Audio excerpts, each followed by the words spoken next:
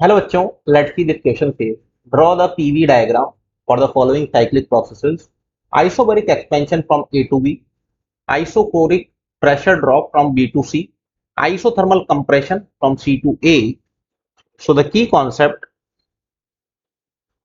for this question is thermodynamic process, thermodynamic process. अगर इसके लिए बात करें तो आप बोल सकते हैं it is a process in which thermodynamic state of system is change. तो लिख दें it is a process in which thermodynamic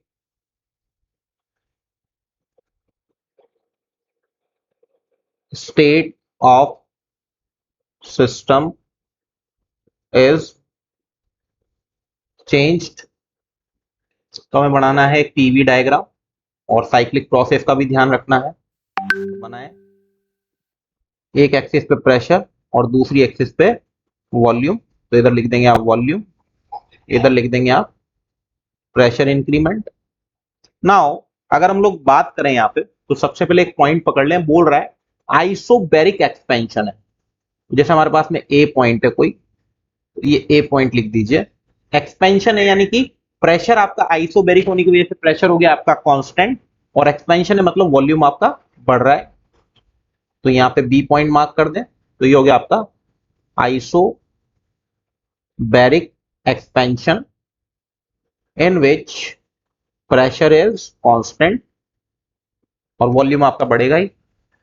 इसके अलावा बोल रहा है नेक्स्ट प्रोसेस है आपका आइसोकोरिक प्रेशर ड्रॉप, यानी प्रेशर आपका अब घट रहा है. ये प्रोसेस को आप एरो से दिखा दें. प्रेशर आपका अब घट रहा है तो बोल रहा है आइसोकोरिक यानी वॉल्यूम आपका कांस्टेंट हो गया है. तो हम नीचे जाएंगे तो वॉल्यूम आपका हो गया कांस्टेंट. तो इसको लिख देंगे, ये B2C कर दे मार्क इसको. Isochoric pressure drop.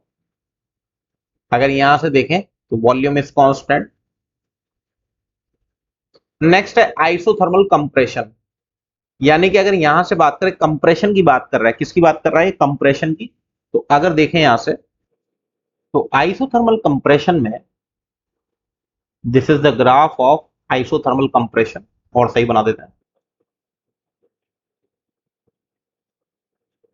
तो यहां से अगर आप सी से ए की तरफ जाएंगे यानी कि आइसोथर्मल कंप्रेशन है तो वॉल्यूम आपका जो हो रहा है कंपेरेटिवली डिक्रीज हो रहा है, प्रेशर आपका क्या हो रहा है? इंक्रीज हो रहा है, और टेम्परेचर आपका रिमेन्स कांस्टेंट है. इसको लिख देंगे isothermal compression in which pressure increases and volume decreases. So this is the final and right answer of your question. Hope you understood it well. Best of luck.